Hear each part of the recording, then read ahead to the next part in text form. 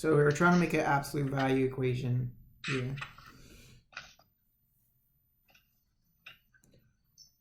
So, do people remember the formula that we talked about? What was that?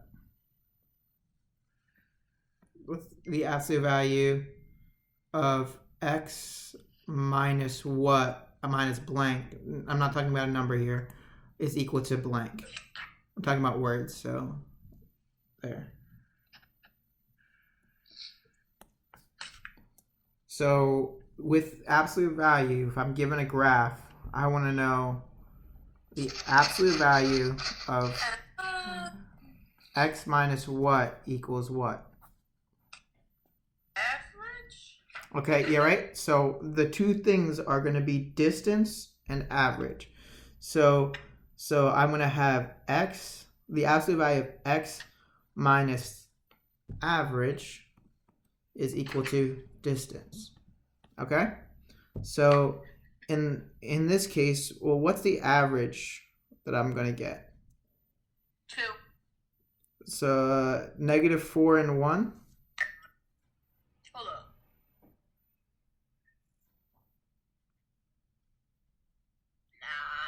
Nah. Or sorry, 4 and negative 1. Well, how do I find average? I'm going to add the two numbers.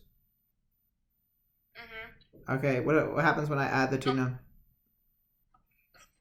Add the numbers and then divide by. So if I add the two numbers, I'm going to get 3, right? 1.5. So I'm going to get 1.5. So it's going to be x minus 1.5, right? Close the absolute value is equal to, well, the distance from 1.5 to 4 is what?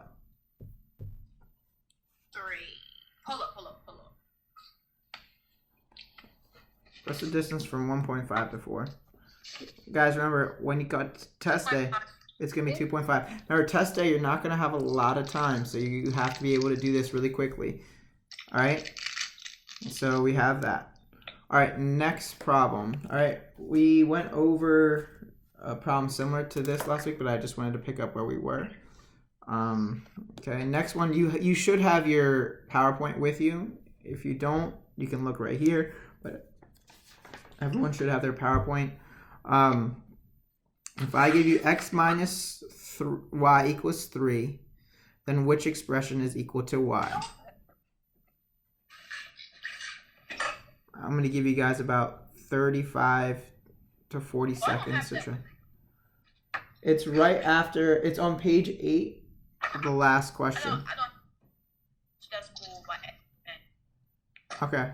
Well, can you see it on the screen? Yeah. Okay. I'm going to give you guys another 30 seconds to work through this problem.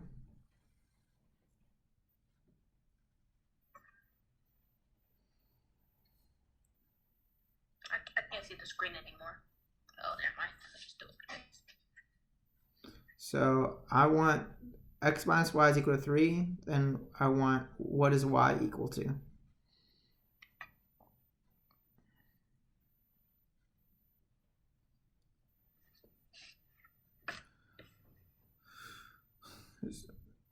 So in the next 30 or in the next 10 seconds, I want an answer A, B, C, or D. Okay? All right. So how are we feeling? If we can, I would like you to show me via like your notebooks, just hold them up, or a sheet of paper saying the letter answer that you got.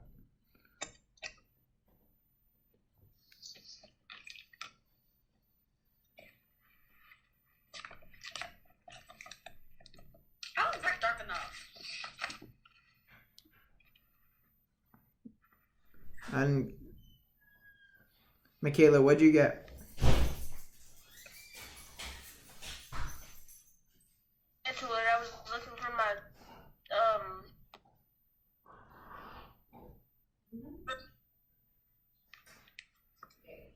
Oh, hold up. All right. So just in case, here's what I'm gonna do. I'm gonna do this problem here. if I have x minus y equals 3, the first thing I want to do is, if this is just a literal equation, right? So what I want to do is I want to get y by itself. So it's going to be 1x minus 1y is equal to 3, correct? So what would the first step be?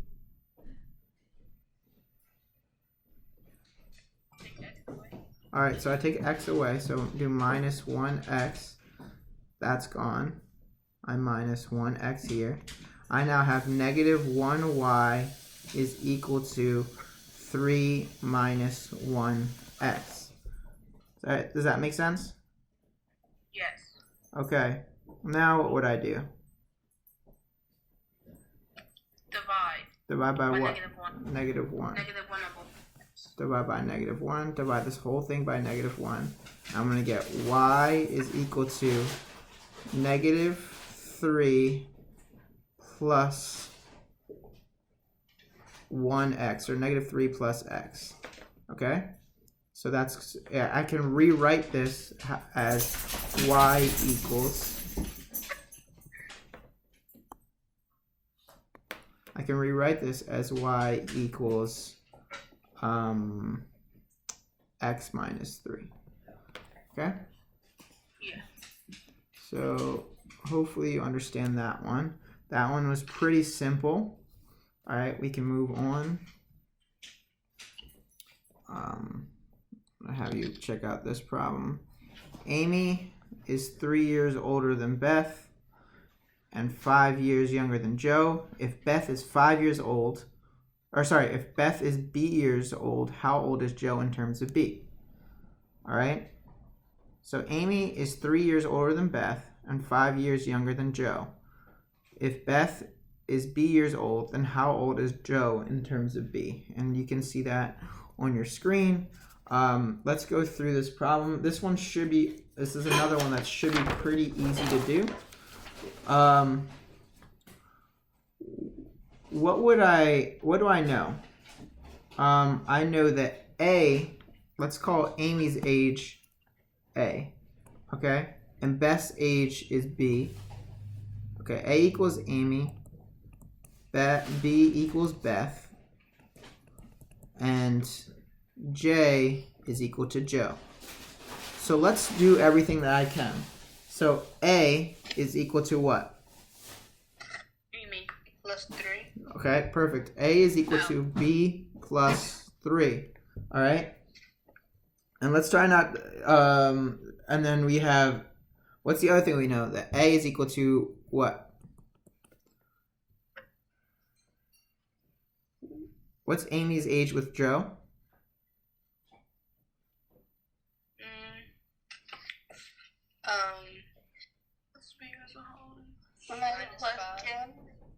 It's gonna be J minus 5, right? Because she's 5 years. She's 3 years older than Beth, so Beth plus 3, and then 5 years younger than Joe, so she's also J minus 5.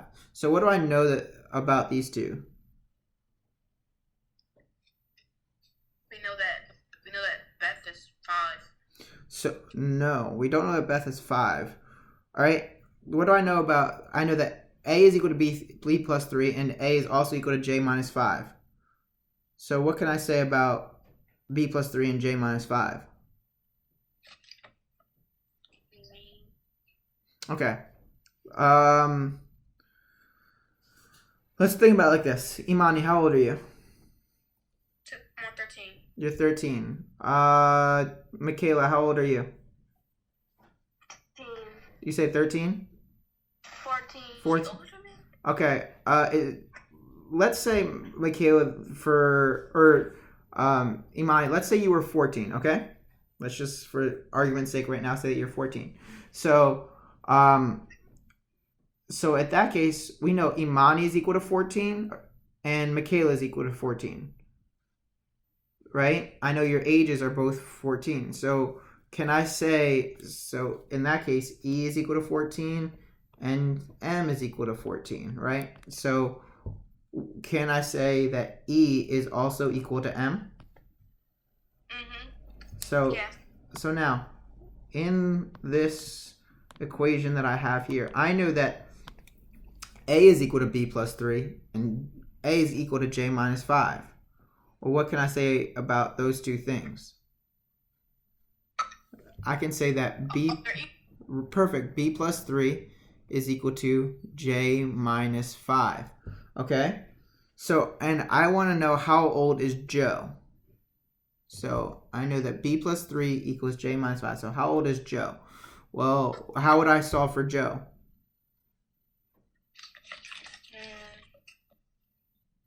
Oh, okay. What would you do? I would start doing the pushing numbers to the other side. All right, so I would do what to both sides? Plus 5. Plus 5. Add 5. Plus 5. Okay, so I'm going to get B plus 8 is equal to J. So I do know Joe's age. Okay? So that's that. All right? You feeling okay? Yeah. All right, let's move on to the next problem. Select the inequality. Select the inequality. I'm sorry, I'm going to delete the answer because it's on this page. Select the inequality represented by the statement, the sum of 5 times a number and 4 times a different number is less than or equal to 35. Okay? So take what you have there.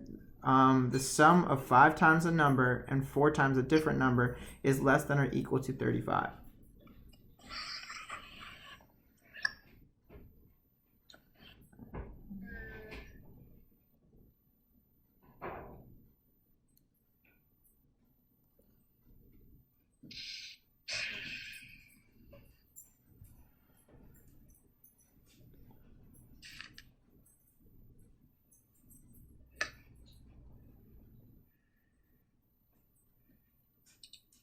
Aren't they the same answer? So, Oh, wait, no. That says for it. Okay. Interesting. okay, so I got one person who says C. Anybody else? Can't see the answer. You can't. Do you have your PowerPoint with you? I have this on it. You don't have it on. It's on page 9, the last problem. Okay. All right. So on it you have the sum of 5 times a number. So, all right, I'm gonna go over this. So 5 times a number. So 5x, and 4 times a different number. So, and we're talking about sum. So 4 times a different number is less than or equal to 35. That one should be really, really straightforward, really simple. Does that make sense? Yep. All right, so that one was C. Now we get to your favorite type of problem. Oh. Let's see. Didn't you say those aren't on the... These aren't going to be, these are not on the SSAT. They're only on the ISEE, but they do challenge you to think quite a bit. So I do want to go over a problem like this. So if Q is less than 9, and I have 5Q plus 12 and 6Q plus 4, what is it going to be? Column A is greater, B is greater, they're equal, or it cannot be determined from the information given. 5Q plus 12.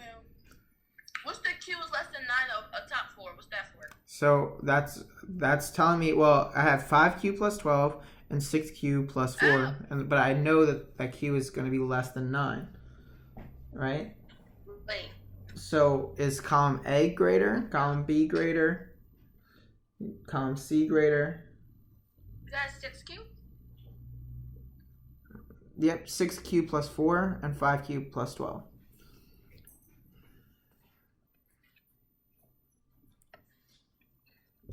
All right, now let's think. What are the some of the most important numbers to plug in here?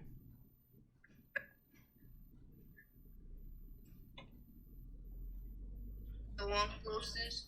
Right, the one closest. So Imani, you're saying that they're equal? Okay, D. you're saying C. Okay, anybody have a different answer? No, D. You have D. Who said that? Is that Ariana? Okay. Oh, Michaela, sorry. So we have C versus D. Now let's think. So you never want to just plug in one number. Now, if you plug in, okay, when you plugged in, so Imani, you plugged in 8, right? Yes. Because you said that's the closest number. Mhm. Are you right in that assumption that it's the closest number? No, you're wrong. No, it could be what? Couldn't it be 8.999999999? Right? It could be, right? Because it didn't say the closest. I didn't say the closest integer, right? It could be bigger than, right? Because there's infinity numbers between 8 and 9. Between 0 and 1, there are infinite numbers. Okay? Yes. So you need to remember that. So I would actually I would plug in 8, right? Oh wait, I plugged in 7 and it's 47 to 46. So okay, so you plugged in 8, you plugged in 7, and what I would do is I would plug in a few different values. I would plug in 7, I might plug in 8, I would even plug in 9.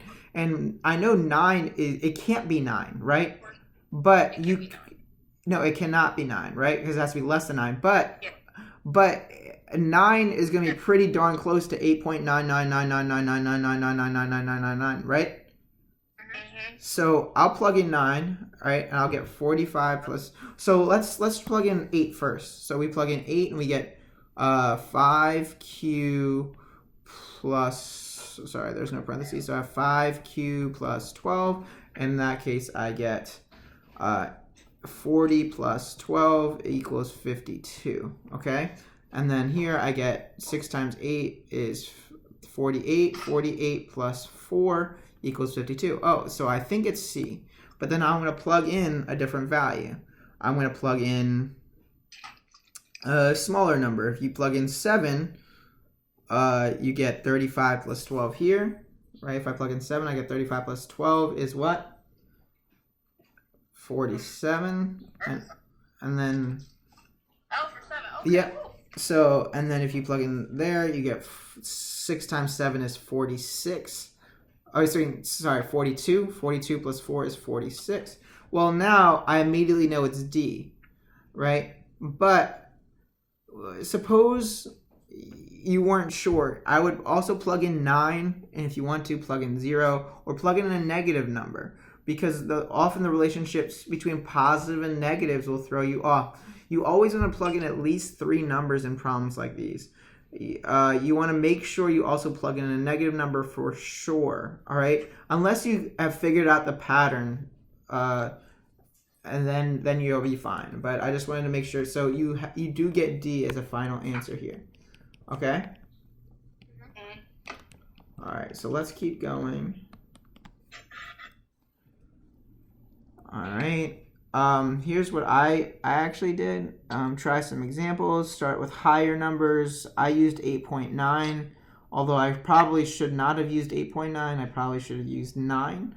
And then I used 5 times 8. And I saw one of them, they're different. One of them, they're equal. So I immediately knew that the answer was D. Guys, so for these, even if it's 1, that's... Like, even if there's 99 times out of 100, it's one thing, and 1 time out of 100, it's another, the answer is going to be D, okay?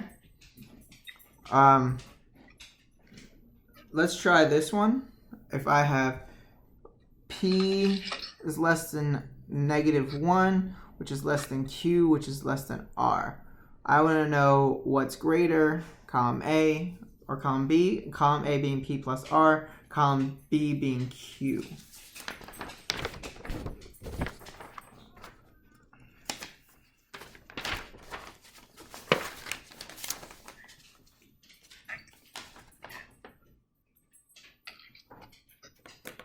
Can you read column B again? Column B is Q. Just Q. Yep. So let's see. P less than -1 is less than Q.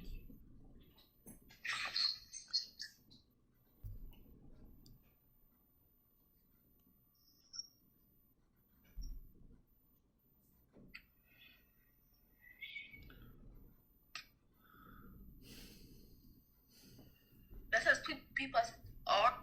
P plus R versus Q. All right, so let's think about this.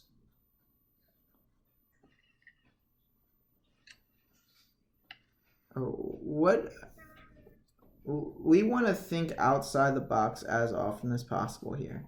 So if I say to myself, well, what is P, right? Well, P could be what's the lowest value that P could be?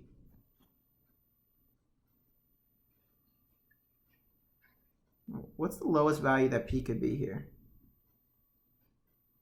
What's the lowest number? Well, okay, so we negative what? Infinity. Negative infinity. Yeah. So it could be negative infinity, right? And what's the highest number that R could be?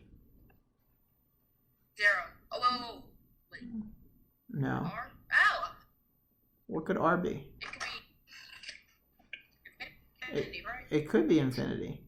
But P could also be negative 1.1 and R could also be 1.1, right? Because there's infinite numbers between 1 and 1.1 as well, right? Because that could be 1.0000000000001, 1.000000002, right? There's infinite numbers, right? Between every numbers, there's between every integer and between like almost every decimal, there's infinity numbers.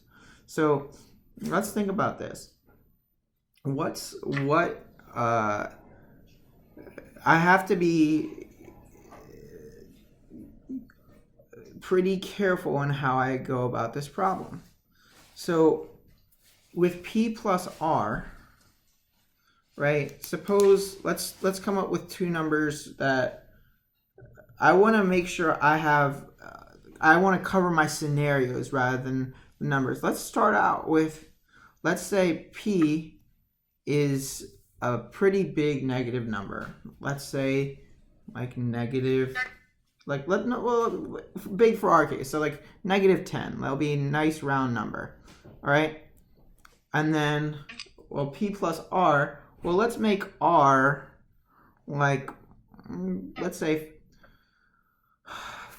let's make R 5. Okay. So then negative 10 plus 5 is equal to negative 5. All right. Well, let's try.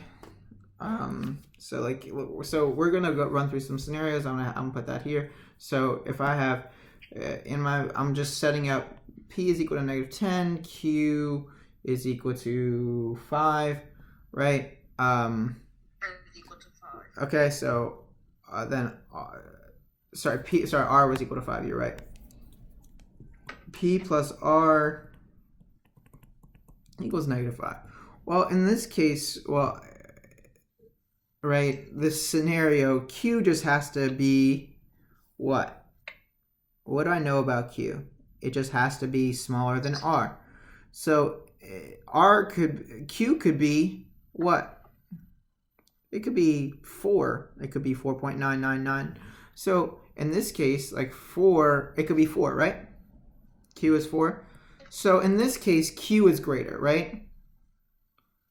Now, I want to think of a scenario. Can I think of another scenario in which Q is not the greater one? Well, what if P was a small negative number, like negative 1.1? All right, let's try or let's make it like negative 2. So I'm dealing with whole numbers. So in this case, it'll be P is equal to negative 2. Well, and let's make R as big as possible. R, let's make it 60. Or it's not as big as possible, but it's a pretty solid number, right? what do I know about Q? Q just has to be less than R and greater than -1. Yes. So what if I made Q a pretty small number? Let's make it 0. Right? Let's make it 0 because it just has to be bigger than -1. Is 0 bigger than -1? Yes. Is it smaller than 60? Yes. Okay, so now what's in this case P plus R, that's going to give me what? 58, right? -2 plus 60, so it's going to give me 58. P plus R in this scenario is going to give me 58. Well, in that case, column A is greater. So I have a situation where I have column A being greater, and then I have a situation where column B is greater. So what do I know the answer has to be? D. D.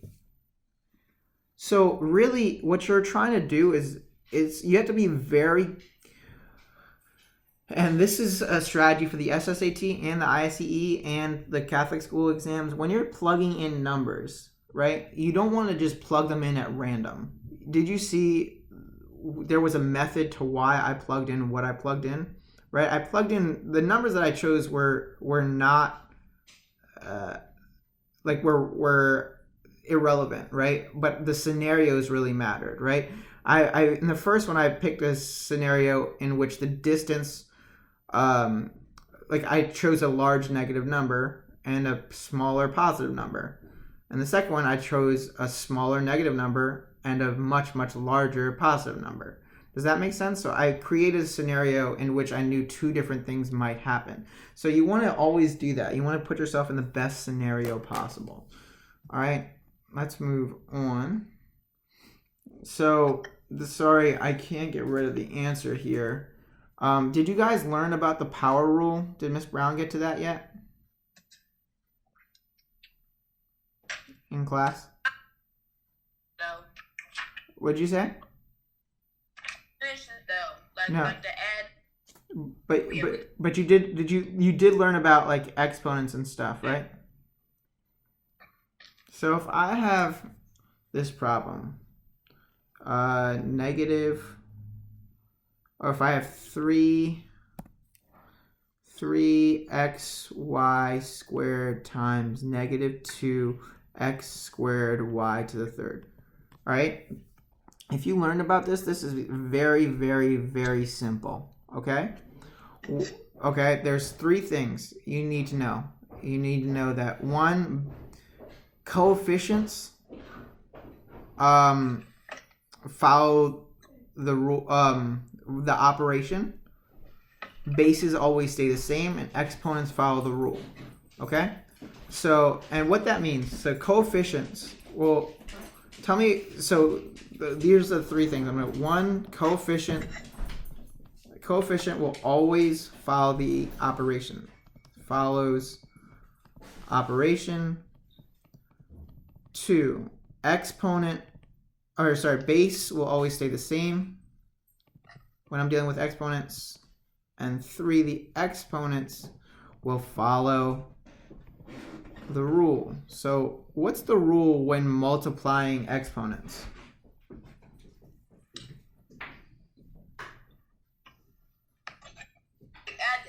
You add them. All right. So first thing I'm going to do is I'm going to deal with my coefficients though. So the operation here is multiplication. So when I follow the operation, what am I going to get?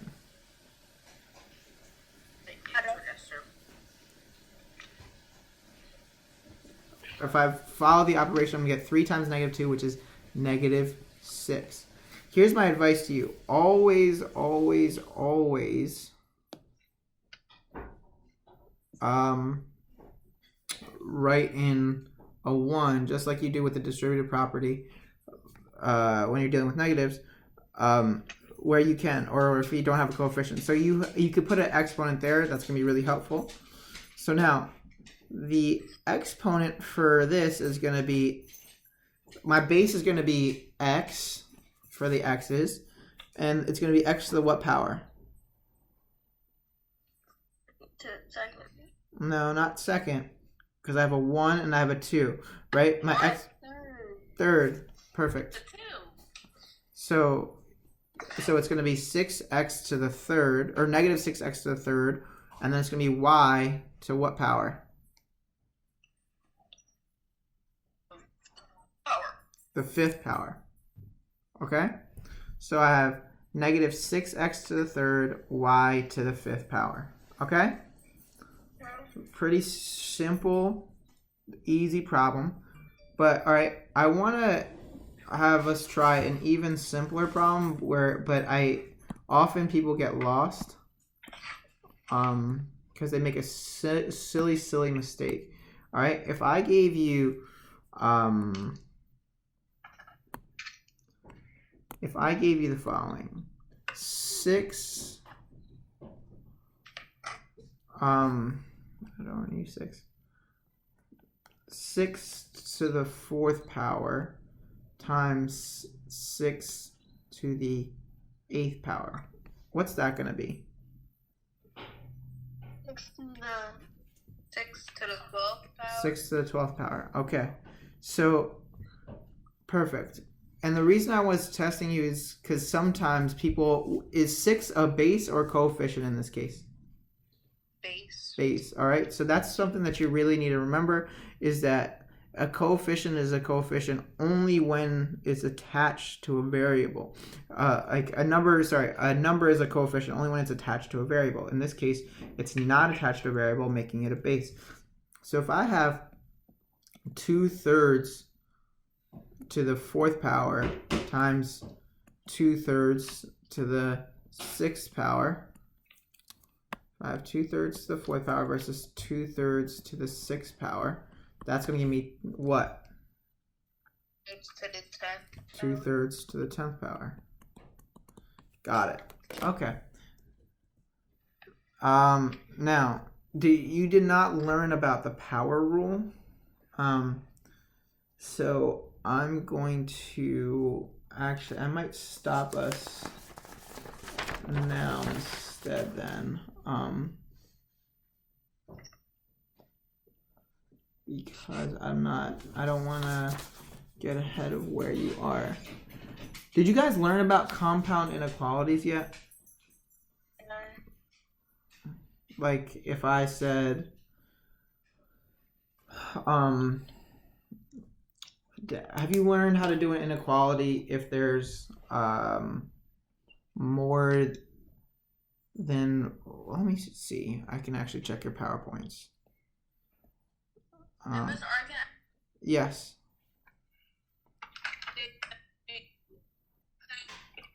You still want me to come back to LYTE, right? You said, I didn't fully hear your question, but I'm assuming. Come back to LYTE after your shadow day, yes. I'm looking up your, give me 1 second, guys. So if I just want to check how far you got in inequalities. You did do compound inequalities. So compound inequalities is when you have like P is, if I have something like this. If I gave you this, could you guys write a compound inequality for that? probably. Right? How would I do that? Right. The direction of the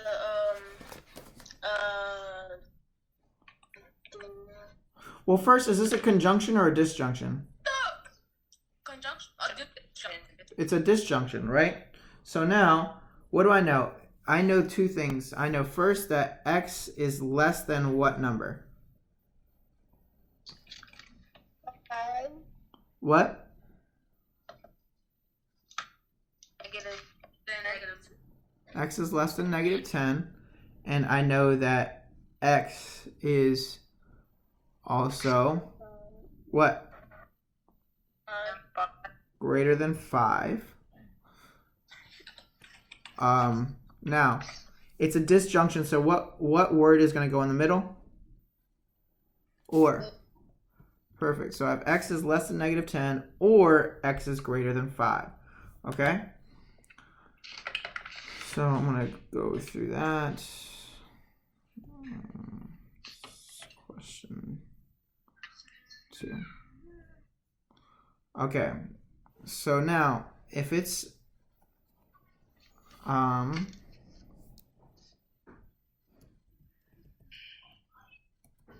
now write a compound inequality for this one.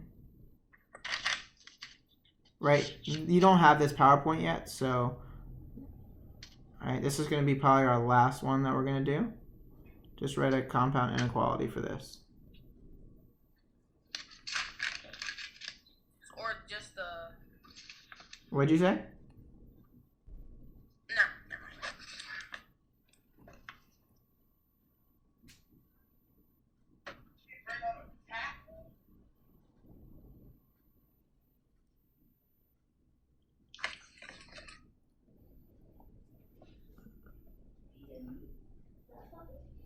Okay.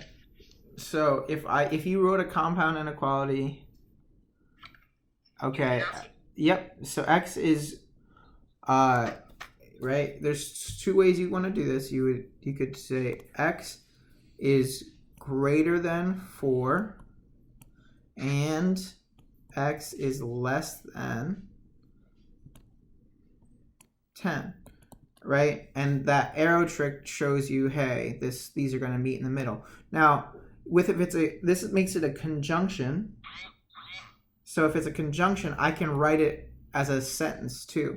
And do you guys know the trick to writing it in like the sentence? You put the smallest number on the left and the biggest number on the right, right? So you put the smallest number on the left, the variable in the middle, biggest number on the right, and then you just fill it in. What's being eaten here? Well, you know, x is being eaten here, 10 is being eaten here. That's your answer. Does that make sense? Yep. Okay. So, Ariana, I need to talk to you. I might actually just call you, because I got to talk to you about your school stuff.